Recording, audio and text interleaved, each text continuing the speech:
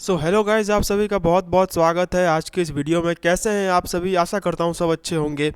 और आज है हमारा day 2 of our ISC class 12 commerce का जो क्रैश कोर्स है उसका आज दूसरा दिन है। और आज हम अपना एक नया चैप्टर शुरू करने वाले हैं जिसका नाम है कैपिटल, फिक्स्ड एंड वर्किंग।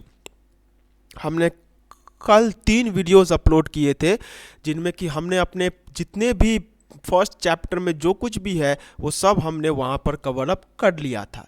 लेकिन अब हम अपने सेकंड चैप्टर की तरफ बढ़ने वाले हैं जहाँ पे हम अपने बाकी के जो कोर्स है उसको देखने वाले हैं। तो इससे कि पहले मैं आपको ये चैप्टर पढ़ाऊँ तो मैं आपको इसके बारे में इंट्रोडक्शन कुछ दे देना चाहता हूँ कि ये चैप्टर बेसिकली है क्या, what is this chapter all about. So let us start. तो अगर मैं आपसे पूछूं कि ये जो चैप्टर है ये कैपिटल के बारे में है, कैपिटल इन द सेंस, ये जो चैप्टर है, एक मिनट, ये जो चैप्टर है ये कैपिटल के रिगार्डिंग है। अब कैपिटल का मतलब क्या होता है कि किसी भी बिजनेस में हमने कितना पैसा लगाया हुआ है वो उस बिजनेस का कैपिटल होता है। What is capital? Capital is the amount of money invested in a business and for why. क्यों हम पैसा इन्वेस्ट करते हैं? ताकि हमारा बिजनेस जो है वो अच्छे से चल सके। So now if we talk about capital, then just a second, then capital is the amount invested in a business. मतलब एक बिजनेस में जितना भी पैसा इन्वेस्टेड होता है उसको हम लोग कैपिटल बोलते हैं। किसके लिए? फॉर रनिंग द बिजनेस, मतलब बिजनेस को चलाए रखने के लिए बिजनेस में हम जितना भी पैसा इन्वेस्ट करते हैं that is all what we called capital. Okay, now तो ये कैपिटल का सिंपल मतलब होता है, आप सभी को थोड़ा बहुत कैपिटल का मतलब पहले से भी मालूम होगा। द रीजन बीइंग कि आप लोग कॉमर्स स्टूडेंट्स हैं, so you must be knowing what is capital and how do we define capital. अब कैपिटल क्या होता है ये तो हमें मालूम चल गया, लेकिन अब हमें कैपिटल के बारे में जानना है कि कैपिटल कितने टाइप का होता है, what are the different types of capital. So अगर मैं ब्रॉडली बताऊं तो जो हमारा कैपिटल होता है वो 2 टाइप का होता है। Capital is of 2 types, one we called fixed capital and the next one is called working capital. अब ये fixed capital and working capital क्या होता है तो मैं ये बता देना चाहता हूँ कि हम जानते हैं कि हमारे कॉमर्स में जो हमारे एसेट्स होते हैं, हमारे कॉमर्स में जो हमारे एसेट्स होते हैं वो 2 टाइप के हो सकते हैं। एक होते हैं फिक्स्ड एसेट्स एंड एक होते हैं करंट एसेट्स। ओके, हमारे एसेट्स जो होते हैं वो 2 टाइप के होते हैं, एक होता है फिक्स्ड एसेट एंड दूसरा होता है करंट एसेट। तो उन्हीं को पैसा देने के लिए जितना पैसा हमें चाहिए, जो पैसा हमें चाहिए, वही मेनली ये 2 टाइप का कैपिटल यहाँ पर बनाता है। तो fixed capital and working capital ये दोनों डिपेंड करते हैं fixed assets and working assets के ऊपर में। अब हम पहले जान लेते हैं कि fixed assets and working assets क्या होता है। What are fixed assets and what are current assets. तो देखिए, फिक्स्ड एसेट्स का मतलब ऐसा एसेट्स जो कि हम एक बार में खरीदते हैं एंड वो थ्रू आउट द लाइफ, और अगर पूरा लाइफ ना भी हो फिर भी वो बहुत अच्छे खासे समय के लिए वो हमारे बिजनेस फर्म में रहता है। मतलब an asset which is to be used in the long run, that is known as fixed asset। मतलब एक एसेट जो कि हमने खरीद लिया एंड हम उसे बहुत दिनों तक चलाने वाले हैं, उस एसेट को हम लोग फिक्स्ड एसेट कहते हैं। तो ठीक उसी तरीके से जो पैसा हमें फिक्स्ड एसेट्स को खरीदने के लिए चाहिए, to buy fixed assets, the money which we require to buy fixed assets, that is known as fixed capital. मतलब फिक्स्ड एसेट्स को खरीदने के लिए जो हमें पैसा चाहिए उस पैसे को हम लोग बोलते हैं fixed capital. And current assets मतलब करेंट एसेट्स वो एसेट्स होते हैं जो कि बहुत छोटे समय के लिए हमारे बिजनेस में यूज़ किए जाते हैं। यूजुअली 6 महीने से लेकर के 1 साल के अंदर में इनका टाइम होता है, मतलब 6 महीने से लेकर के 1 साल के अंदर में ये ख़त्म हो जाता है। तो उन एसेट्स को खरीदने के लिए जो हमें पैसा चाहिए होता है उसको हम लोग बोलते हैं working capital. That money is known as working capital, means the money which we need to buy current assets is called working capital. मतलब करेंट एसेट्स को खरीदने के लिए जो पैसा हमें चाहिए उस पैसा को हम लोग बोलते हैं वर्किंग कैपिटल। तो हमने यहाँ पे सिंपली समझ लिया कि हमारा जो एसेट्स है वो 2 टाइप का होता है, एक होता है फिक्स्ड एसेट, एक होता है करेंट एसेट, एंड उनको खरीदने के हिसाब से ही हमारे कैपिटल भी 2 टाइप के होते हैं, एक होता है फिक्स्ड कैपिटल एंड एक होता है वर्किंग कैपिटल। फिक्स्ड कैपिटल मतलब जो पैसा हमें फिक्स्ड कैपिटल खरीदने के लिए चाहिए, जो पैसा हमें फिक्स्ड एसेट्स खरीदने के लिए चाहिए, एंड वर्किंग कैपिटल मतलब जो पैसा हमें करेंट एसेट्स खरीदने के लिए चाहिए। अब हमें सबसे ये फिक्स्ड एसेट समझना, तो ये फिक्स्ड एसेट्स जो है दिस इज़ नॉट ये उतना डिफ़िकल्ट चीज़ नहीं है। अगर कोई चीज़ डिफ़िकल्ट है मतलब उतना डिफ़िकल्ट तो इसमें कुछ भी नहीं है, बट फिर भी अगर कुछ डिफ़िकल्ट है तो वो है ये करेंट एसेट्स। अब ये करेंट एसेट्स लोगों को उतना जल्दी समझ में नहीं आता कि what are the current assets and what are the fixed assets. तो हम इसका एक एग्जाम्पल के साथ इसको शुरू करते हैं।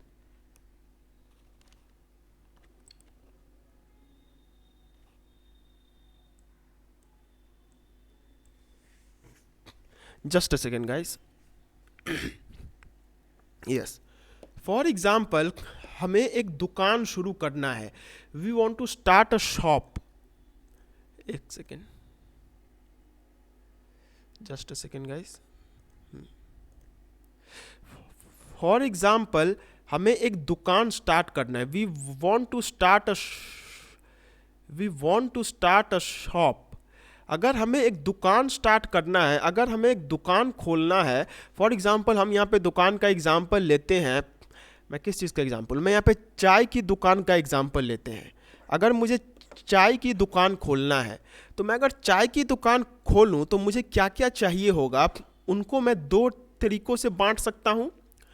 अभी तक आपको ये तो समझ में आ गया होगा कि कैपिटल का मतलब क्या होता है, कि कैपिटल क्या होता है। अब कैपिटल मुझे किस किस तरीक़ों से खर्चा करना है उसको मैं इन तरीक़ों से जान सकता हूँ। तो पहले देखिए, मुझे अगर चाय का दुकान खोलना है तो मुझे चाय का दुकान खोलने के लिए I first of all need a shop. मुझे एक दुकान चाहिए जहाँ पे मैं अपना चाय का दुकान लगाऊंगा। फिर मुझे ये चाहिए, फिर मुझे वहाँ पे इलेक्ट्रिसिटी चाहिए, मतलब मेरे को वहाँ पे क्या बोलते हैं, इलेक्ट्रिकल अप्लायंस चाहिए। I need some appliance. फिर वहाँ पे मुझे फर्नीचर चाहिए होगा, क्योंकि मैं यहाँ पे कोई नुक्कड़ पे जो चाय की दुकान होती है मैं वो खरीदने की बात नहीं कर रहा हूँ। मैं यहाँ पे बात कर रहा हूँ कि मैं प्रॉपर एक कैफ़े टाइप का खोलना चाहता हूँ। तो अगर मुझे कैफ़े टाइप का खोलना है तो मुझे उसके लिए यहाँ पे फर्नीचर भी लगेगा। I will require some furniture, जहाँ पे लोग आकर के बैठेंगे, मुझे फर्नीचर लगेगा।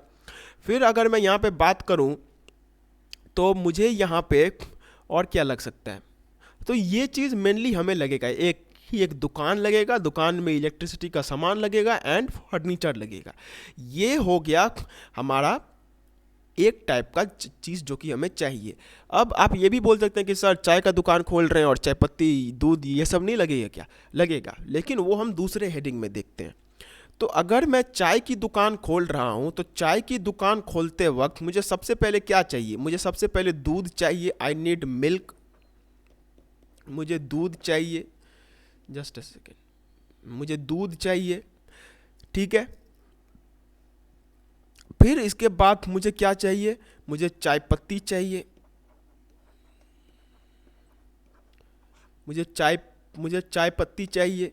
फिर इसके बाद मुझे और क्या चाहिए? मुझे जो अगर चाय में अगर लौंग इलायची पड़ता है तो वो चाहिए। ये मसाला चाहिए। I need that masala of that चाय। मुझे चाय का मसाला चाहिए। फिर इसके बाद मुझे क्या चाहिए? मुझे मैं अगर यहाँ पे ये लगा रहा हूँ, मैं अगर चाय को मिट्टी के कप में दे रहा हूँ तो मुझे उसका वो चाहिए, उसको भांड़ बोलते हैं, मुझे भांड़ चाहिए।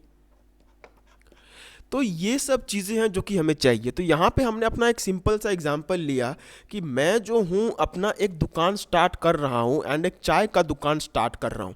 एंड चाय का दुकान स्टार्ट करने के लिए मुझे शॉप चाहिए, मुझे शॉप के अंदर में इलेक्ट्रिकल अप्लायंस चाहिए, मुझे फर्नीचर चाहिए, मुझे दूध चाहिए, मुझे चायपत्ती चाहिए, मुझे मसाला चाहिए एंड मुझे चाय को सर्व करने के लिए कप चाहिए या फिर भांड़ चाहिए।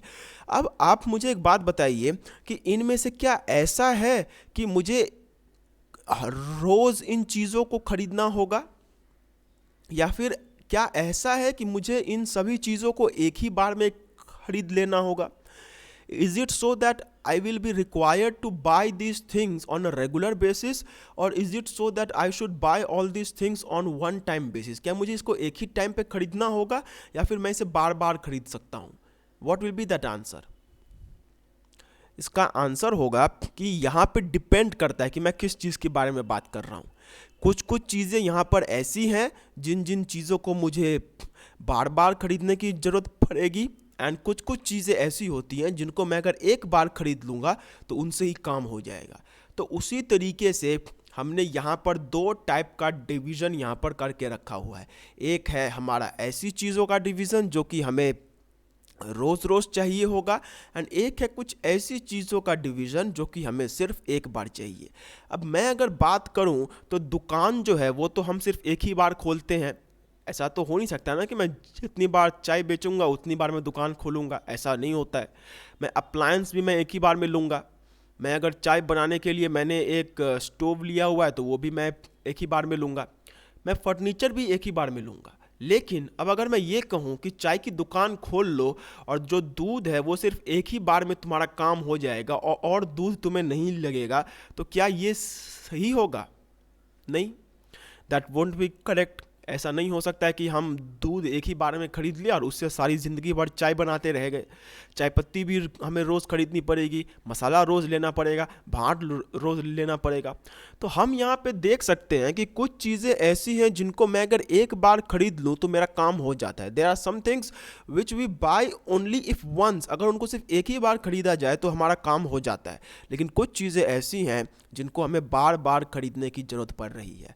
तो अगर मैं इसके बारे में बात करूं तो जो चीज़ें हमें सिर्फ एक ही बार में खरीदना होगा, the things which we are required to buy only once, इन सभी चीज़ों को हम लोग बोलते हैं fixed assets. The thing which we need to buy only once, that is known as fixed assets. and जिन चीज़ों को हमें बार बार खरीदने की ज़रूरत पड़ सकती है उन सभी को हम लोग बोलते हैं current assets. So what is fixed asset and what is current asset? आशा करता हूँ मैं आपको समझ में आ गया होगा कि fixed asset मतलब जो चीज़ें हमें एक बार में चाहिए उनको हम लोग फिक्स्ड एसेट बोलते हैं, एंड जो चीज़ें हमें बार बार लगेंगी उनको हम लोग करेंट एसेट बोलते हैं। अब इसी तरीके से अगर मिलते जुलते मैं बताऊं तो फिक्स्ड एसेट्स को खरीदने के लिए जो पैसा लगता है उसको हम लोग बोलते हैं fixed capital, the things which we require to buy the fixed asset, that is known as fixed capital. and current assets को खरीदने के लिए जो हमें चाहिए होता है उसको हम लोग current capital तो नहीं बोलते हैं, बट हम लोग उसको बोलते हैं, उसको हम लोग we don't say that as current capital, उसको हम लोग बोलते हैं working capital. ओके तो फिक्स्ड एसेट, करेंट एसेट हमें समझ में आ गया, fixed capital and working capital भी हमें समझ में आ गया। अब वर्किंग कैपिटल जो होता है इसका एक और नाम होता है। Working capital has got its another name, and उसको हम लोग बोलते हैं सर्क्यूलेटिंग कैपिटल। सर्क्यूलेटिंग कैपिटल भी इसे कहा जाता है। It is also known as circulating capital. And why is it so? इसको सर्क्यूलेटिंग कैपिटल इसलिए बोलते हैं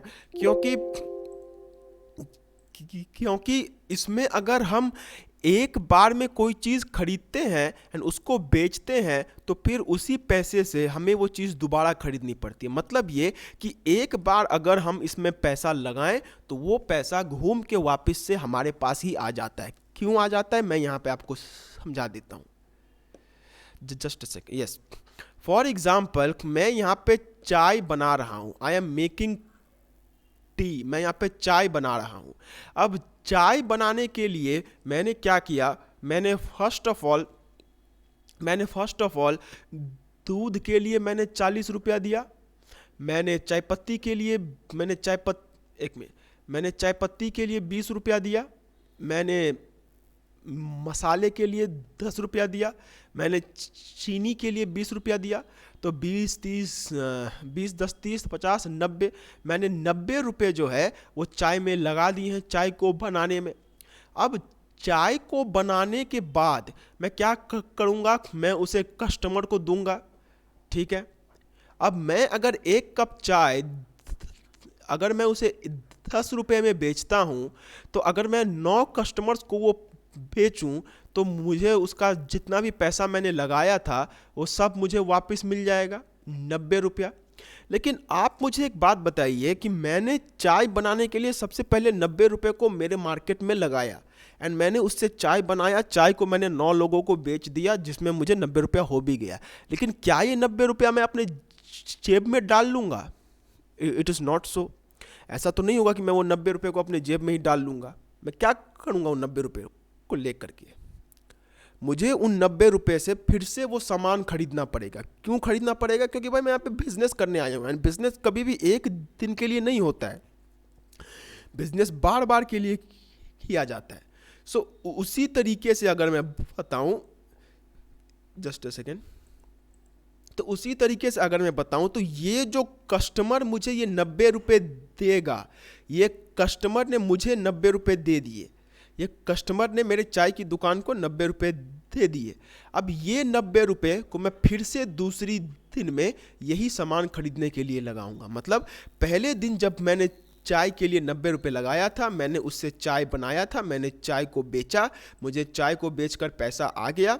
उस पैसे से फिर से मैंने वही सामान को खरीदा, फिर से मैंने चाय बनाया, फिर से मैंने चाय बेचा, फिर से मुझे उससे पैसा मिला, फिर से मैंने उसको चाय बनाने में खर्चा किया, फिर से मैंने चाय बेचा, फिर से पैसा मिला। तो ये कंटिन्यूसली चलता रहता। तो हम यहाँ पे देख सकते हैं कि ये जो 90 रुपया जो कि हमने एक टाइम पे खर्च किया था चाय बनाने के लिए, वही 90 रुपया यहाँ पे हमारे पास वापस आ चुका है। The money which we had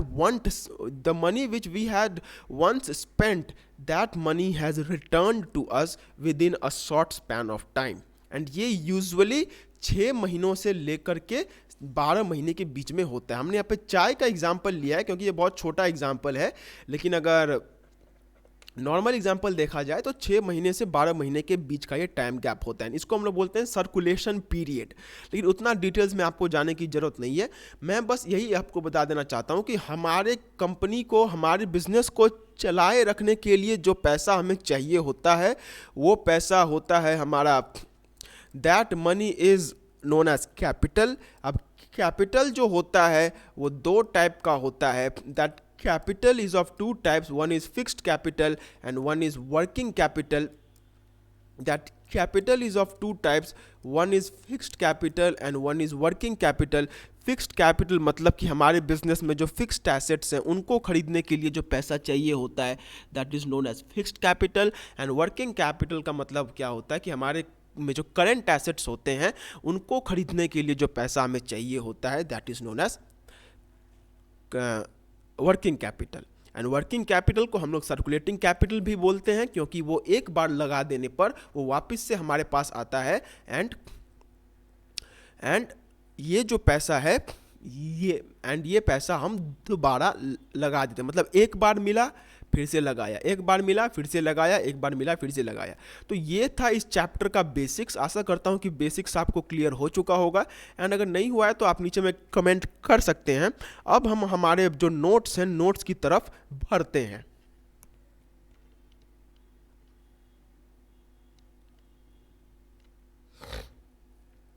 and yes, अगर ये नोट्स आपको लगेंगे तो आप नीचे में नंबर पे हमें व्हाट्सएप कर सकते हैं। इस नोट्स का प्राइस है, पूरे कोर्स का जो नोट्स है वो हमने यहाँ पर बना के रखा हुआ है एंड उसका प्राइस है 225। उसके साथ अलग से आपको जो है वो चार्जेस देना होगा। ओके, अब सबसे पहले बात करते हैं importance of finance for business, मतलब कि फाइनेंस का मतलब क्या होता है, फाइनेंस क्यों चाहिए। सबसे पहले हमें ये जानना होगा कि what do we exactly mean by finance, finance का मतलब आखिरकार क्या होता है, फाइनेंस का what is the meaning of finance. तो देखिए, फाइनेंस का मतलब होता है कि किसी भी बिजनेस को चलाए रखने के लिए जो पैसा चाहिए होता है वही फाइनेंस कहलाता है। एंड आप अभी इतना मान के चलिए कि फाइनेंस एंड कैपिटल एक ही चीज़ होता है। कैपिटल मतलब कि जो पैसा हमने फर्म में लगाया हुआ है, एंड फाइनेंस मतलब कि उसको ठीक से चलाने के लिए जो पैसा हमें चाहिए होता है, that is known as finance. तो अभी आपको सिर्फ इतना जानना है कि capital and finance are the same thing. अब सबसे पहला जो हमारा टॉपिक आता है वो है importance of finance for a business, कि हमें पैसा क्यों चाहिए। तो ये तो ऑब्वियस सा रीज़न है कि इसके लिए हमारे पास कोई मतलब इसको कोई बेवकूफ़ आदमी भी बोल देगा कि पैसा क्यों चाहिए, क्योंकि पैसों के बिना हम कभी बिजनेस कर ही नहीं सकते। We can never do business without money. तो यहाँ पे तो अगर हम ये पॉइंट को ना भी पढ़े तो हम खुद ही मनी मन बना सकते हैं। पहला क्या होगा कि हम अपने किसी भी काम को करने के लिए हमें आसानी रहेगी, हमें कोई किसी से लोन वोन लेने की ज़रूरत नहीं पड़ेगी, एंड और भी बहुत सारे पॉइंट्स हो सकते हैं। तो पहला होता है, तो सबसे पहला पॉइंट कि क्यों फाइनेंस हमारे बिजनेस में इंपॉर्टेंट है, उसका है पहला इस्टेब्लिशिंग एन एंटरप्राइज। मतलब अगर मुझे कहीं पे एक नया शॉप खोलना है, जैसे मैंने आपको कहा कि मैंने चाय की दुकान खोली, फॉर एग्जांपल मैं जैसे वेस्ट बंगाल में रहता हूँ, तो मैंने वेस्ट बंगाल में कोलकाता में चाय की दुकान खोल ली है। अब क्या मैं सिर्फ एक ही जगह पे चाय की दुकान खोल के बैठ जाऊँगा? नहीं, मुझे और मन करेगा कि मैं और भी जगह अपनी चाय की दुकान खोलूँ। तो वो मैं कब कर पाऊँगा? जब मेरे पास पैसा होगा। फिर है purchase of fixed assets and current assets. जाहिर सी बात है, मेरे बिजनेस में जो कुछ भी लगेगा वो मैं अपने पैसों से ही खरीद सकता हूँ। Expansion and growth and modernisation of business. मुझे अगर बिजनेस को एक्सपैंड करना है, मुझे अगर अपने बिजनेस को ग्रो करना है, एंड मुझे अगर बिजनेस को मॉडर्नाइज करना है, तो पैसा चाहिए। आप सिंपल से मतलब समझ के रखिए कि बिजनेस में कोई भी काम करने के लिए, to do any work we require money. ठीक है। फिर जो नेक्स्ट पॉइंट आता है वो the firm can meet its liabilities in time. I hope आपको मतलब होगा, आप जानते होंगे कि लाइबिलिटीज़ क्या होता है। लाइबिलिटीज़ मतलब कि हमारे बिजनेस के जो खर्चे हैं, जो पैसा हमें दूसरों को देना है, वो हमारे लिए एक लाइबिलिटी होता है। तो इसकी वजह से क्या हो, तो हम क्या कर सकते हैं, अगर हमारे पास अच्छा खासा पैसा होगा तो हमें जिसको जिस टाइम पे पैसा देना है हम वो सारा पैसा वहाँ पर दे सकते हैं। अगर हमें एम्प्लॉयज़ को सैलरी देना है हम वो दे सकते हैं। किसी से लोन लिया है तो वो लोन का रीपेमेंट कर सकते हैं, एंड और भी बहुत सारी चीज़ें हम पैसों के थ्रू कर सकते हैं। फिर है the firm can take advantages of business opportunities. Business opportunities का हम यहाँ पर एडवांटेज ले सकते हैं। अब एडवांटेज ऑफ बिजनेस अपॉर्चुनिटीज़ क्या होता है, फॉर एग्जाम्पल मैं आपको यहाँ पे बताता हूँ कि जैसे मैंने आपको कल कहा था कि कि जो स्पाइरल मशीन होता है वो दो टाइप का होता है। एक इस टाइप का होता है जिसका यहाँ पे हैंडल लगा होता है, यहाँ पे बहुत सारे होल्स होते हैं, एंड एक मशीन होता है जो कि सब पूरा ऑटोमेटिक होता है। अब अगर कोई ये जान के अगर किसी को भी बोला जाए कि आप किसको यूज़ करना पसंद करेंगे, तो मैक्सिमम तो इसी को बोलेगा कि मैं इसको यूज़ करना ज़्यादा प्रीफर करूँगा। क्यों प्रीफर करूँगा? बिकॉज इसमें प्रोडक्शन ज़्यादा होता है। तो ये एक बिजनेस अपॉर्चुनिटी है कि अगर ये किसी को मिल गया so that will be a huge help for them. But इसको रियलिटी में मैं कब कर पाऊँगा? तभी हो पाएगा जब मेरे पास पैसा होगा। अगर मेरे पास पैसा ही नहीं है तो मैं अपने बिजनेस को अपग्रेड ही नहीं कर सकता, मैं कोई बिजनेस अपॉर्चुनिटी ही नहीं ले सकता हूँ। फॉर एग्जांपल मार्केट में एक नया कस्टमर आया एंड वो सोच रहा है कि मैं किस कंपनी को ऑर्डर दूँ, इसको दूँ या फिर उसको दूँ। तो वो आपके पास आता है, आप कहते हैं हम ऑर्डर तो ले लेंगे, लेकिन ऑर्डर को करने के लिए जो हमें पैसा लगता है, ऑर्डर को एग्जीक्यूट करने के लिए जो हमें पैसा लगता है, वो हमारे पास में नहीं है। तो अब आप अपॉर्चुनिटीज़ नहीं ले पाएंगे। फिर the firm can carry on it's business smoothly and without any interruptions. ये जाहिर सी बात है, हम अपना बिजनेस स्मूथली कर सकते हैं बिना किसी इंटरप्शंस के। The firm can face recession, trade cycles and other crisis more easily and confidently. अब रिसेशन क्या होता है कि अगर मार्केट में बहुत ज़्यादा मंदी चल रही है, तो मंदी के टाइम पे जब मार्केट में उतना ज़्यादा पैसा नहीं हो पा रहा है, उस टाइम पे हमारा अगर फाइनेंस अच्छा रहेगा, हमारे पास अगर पहले से पैसे रहेंगे, तो हमारे ऊपर में मंदी का उतना ज़्यादा असर नहीं पड़ेगा। अब हमारा जो नेक्स्ट टॉपिक है वो है sources of finance for different types of business firms. अब अलग अलग बिजनेस फर्म्स के लिए कहाँ कहाँ से पैसा लाया जा सकता है वो हम इसमें पढ़ने वाले हैं। सो आई होप कि आप सभी को ये मालूम होगा कि हमारे पास कितने टाइप के बिजनेस ऑर्गेनाइजेशंस होते हैं। एंड अगर नहीं पता है तो कोई बात नहीं, मैं यहाँ पे आपको बता देता हूँ। फॉर एग्ज़ाम्पल, अगर मुझे बिजनेस करना है, if I want to do business, तो बिजनेस करने के लिए मेरे पास मेनली 3 ऑप्शंस होते हैं। एक होता है सोल प्रोप्राइटरशिप, एक होता है पार्टनरशिप एंड एक होता है जॉइंट स्टॉक कंपनी, या फिर जिसको हम लोग सिंपल लैंग्वेज में कंपनी भी बोलते हैं। अब हर एक का मतलब जान लेते हैं। तो सोल प्रोप्राइटरशिप का मतलब क्या होता है कि यहाँ पे सिर्फ एक ही आदमी मालिक रहेगा एंड वही सब कुछ करेगा। Only one person is the owner and he alone does all the work. जैसे हम जानते हैं कि हमारे घर के आसपास में जो किराना दुकान होता है, वो लोग क्या करते हैं, वो लोग खुद ही रहते हैं एंड वो लोग सारा काम खुद ही करते हैं, सब कुछ खुद ही करते हैं। एंड पार्टनरशिप का मतलब क्या होता है कि 2 या उससे ज़्यादा लोग जब मिल करके एक एग्रीमेंट बनाते हैं कि हाँ चलो हम मिल करके काम करते हैं, तो उसको हम लोग पार्टनरशिप बोलते हैं। एंड जॉइंट स्टॉक कंपनी क्या होता है, ये एक बेसिकली कंपनी होता है जो कि एक इनकॉर्पोरेटेड एसोसिएशन होता है। एंड ये जब आप हायर स्टडीज़ में जाएंगे, अगर आप सीएस सब करते हैं तो उसमें आपको यही बेसिकली पढ़ना होता है। तो जॉइंट स्टॉक कंपनी बेसिकली क्या होता है कि देखिए, अगर मुझे कोई बहुत बड़ा काम करना है, जैसे मुझे अगर फॉर एग्जांपल मुझे अगर कोई ब्रिज बनाना है, तो ब्रिज बनाने के लिए लाखों करोड़ों रुपए नहीं अरबों में भी पैसा लग जाता है कभी कभार। तो इतना सारा पैसा देना एक आदमी या फिर 2-3 आदमी के लिए भी पॉसिबल नहीं होता है मैक्सिमम केसेस में। तो उस केस में मैं क्या कर सकता हूँ कि मुझे टोटल में जितना पैसा लगेगा, the total money which I require, मैं उसको कुछ टुकड़ों में बांट सकता हूँ। टुकड़ों में बांट सकता हूँ इन द सेंस कि ये मेरा टोटल रिक्वायरमेंट है एंड मैं इतनों में टुकड़ों में इसको बांट दे रहा हूँ। अब ये टुकड़ा कोई एक आदमी देगा, ये टुकड़ा कोई एक आदमी देगा, ये टुकड़ा कोई एक आदमी देगा, ये एक ऐसे कर करके हर एक टुकड़े को मैं एक आदमी के पास दे दूंगा। तो ये जो हर एक टुकड़ा जो कि एक आदमी के पास जा रहा है, this is what we call share. Okay, तो एंड हम जिसको वो टुकड़ा देंगे वो हमारे कंपनी का मालिक हो जाएगा। मतलब वो पैसा हम जिसको देंगे वो हमारे कंपनी का मालिक हो जाएगा। तो जॉइंट स्टॉक कंपनी का मतलब क्या होता है, ये एक ऐसा बिजनेस ऑर्गेनाइजेशन होता है जहाँ पे बहुत ज़्यादा लोग, मतलब करोड़ों में भी यहाँ पे संख्या होता है, वो लोग मिलके क्या करते हैं, वो लोग मिलके कंपनी का जो कैपिटल होता है उसको साथ में ओन करते हैं एंड हर एक का अपना एक हिस्सा होता है और उसको हम लोग शेयर बोलते हैं।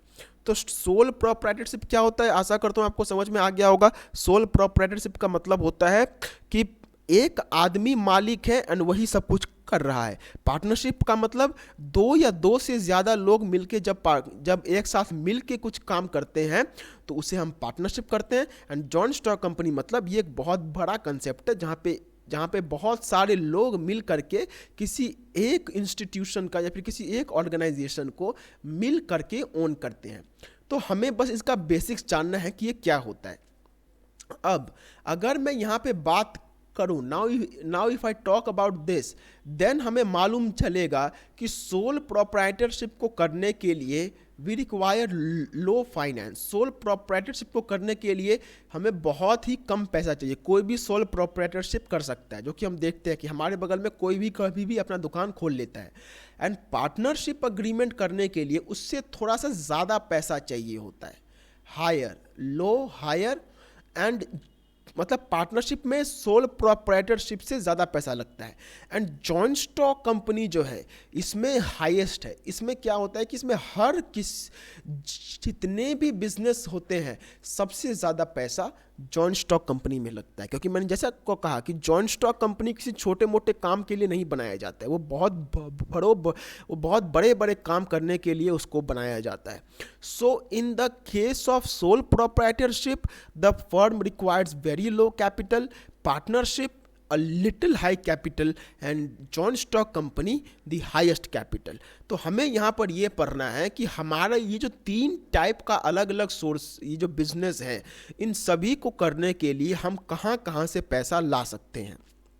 तो सबसे पहला जो कि हमारा आता है वह है सोल प्रोप्राइटरशिप। मतलब खुद से अगर कोई चीज़ कर रहे हैं तो वो कैसे हम उसमें हम कहाँ से पैसा ला सकते हैं। तो पहला है owned capital and retained earnings. मतलब खुद के जेब से पैसा दे सकते हैं, जो कि मैक्सिमम केसेस में होता है कि मुझे अगर कोई दुकान खोलनी है, दुकान खोलने के लिए मैं खुद का जेब का पैसा लगाता हूँ।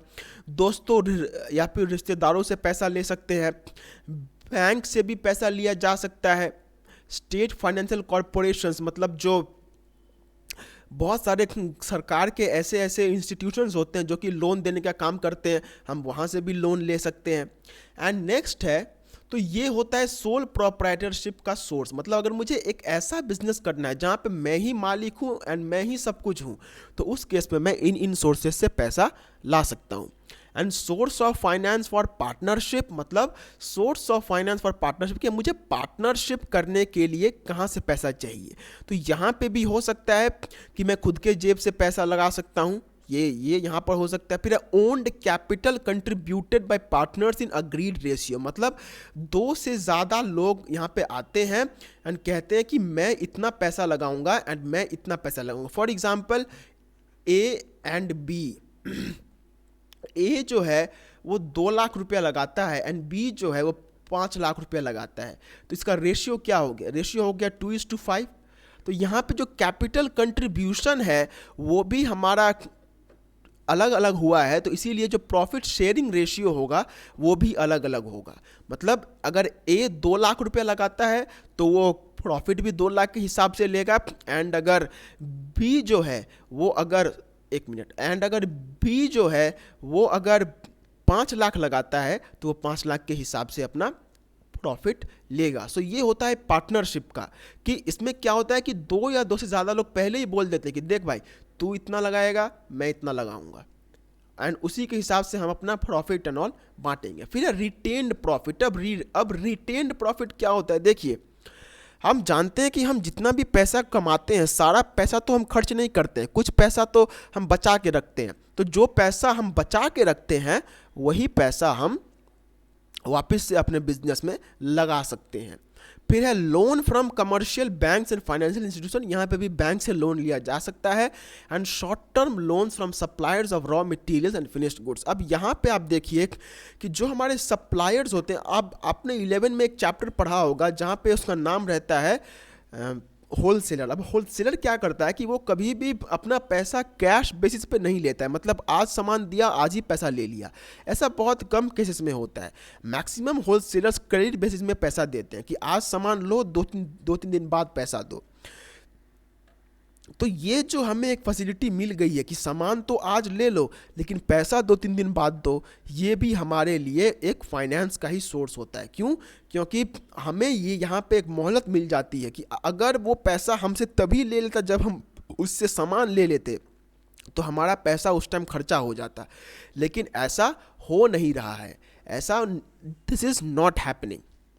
तो वहाँ पे हो क्या रहा है कि मुझे जो पैसा उसको देना चाहिए था वो मैं थोड़े समय के लिए दूसरे कामों में लगा पा रहा हूँ।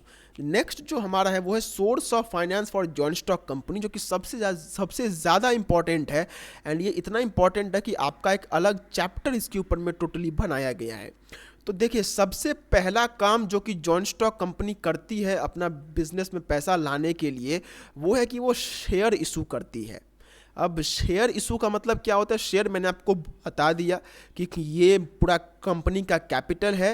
ये सारा कैपिटल 1 या 2 या 3 आदमी भी नहीं दे सकते हैं, तो इसको छोटे छोटे टुकड़ों में बांट दो। एक आदमी ये टुकड़ा खरीदेगा, एक आदमी ये टुकड़ा खरीदेगा, एक आदमी ये टुकड़ा खरीदेगा, एक ये एक ये एक ये।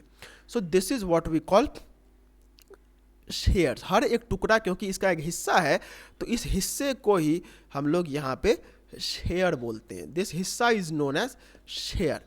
फिर इसके बाद रिटेन प्रॉफिट। यहाँ पे भी क्या होता है कि अगले साल इतना प्रॉफिट कमाया था तो उस प्रॉफिट में से इतना बच गया, तो आज हम उसको इसमें लगा देते हैं। नेक्स्ट है issue of debentures and bonds. मतलब हम डिबेंचर भी इशू कर सकते हैं एंड बॉन्ड भी इशू कर सकते हैं। अब ये क्या होता है ये हम अगले चैप्टर में जानेंगे, लेकिन अभी आप इसको सिंपली समझ के रखिए कि ये भी एक टाइप का लोन ही होता है। एंड नेक्स्ट है long term loans from financial institutions. अब देखिए, मैं यहाँ पे फाइनेंशियल इंस्टीट्यूशंस एंड बैंक से भी लोन ले सकता हूँ, लेकिन एक चीज़ जो कि आपको यहाँ पे ध्यान रखना होगा कि मुझे यहाँ पे लंबे समय के लिए पैसा चाहिए। क्यों? क्योंकि joint stock company maximum cases में जिस काम के लिए उसको इस्टेब्लिश किया जाता है वो बहुत लंबे समय के लिए होता है। एंड बहुत लंबे समय के लिए अगर हमें पैसा चाहिए तो हमें वो कमर्शियल बैंक मैक्सिमम केसेस में नहीं देते हैं, वो पैसा हमें फाइनेंशियल इंस्टीट्यूशन से लेना पड़ता है। फाइनेंशियल इंस्टीट्यूशन क्या होता है, कमर्शियल बैंक क्या होता है, डिबेंचर क्या होता है, बॉन्ड क्या होता है, ये सब हमारा अगला चैप्टर में है। ये चैप्टर में बेसिकली हमें यही जानना है कि हमारा जो फाइनेंस होता है वो क्या होता है एंड फाइनेंस को करने के लिए हम कहाँ कहाँ से पैसा ला सकते हैं। ओके,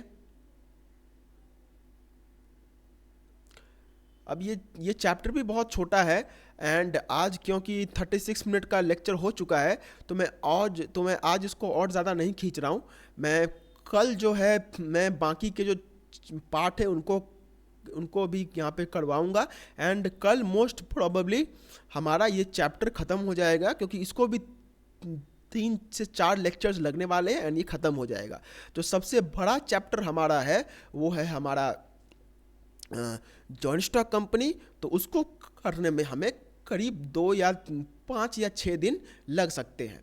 अब मैं आप सभी को एक बात बता देना चाहता हूँ जो कि मैंने आपको पहले भी बताया है, वो ये है कि अगर आपको ये नोट्स चाहिए तो इन नोट्स के लिए हमने आप सभी के लिए एक बुक यहाँ पे डिज़ाइन की है जिसका नाम है कॉमर्स पुराण।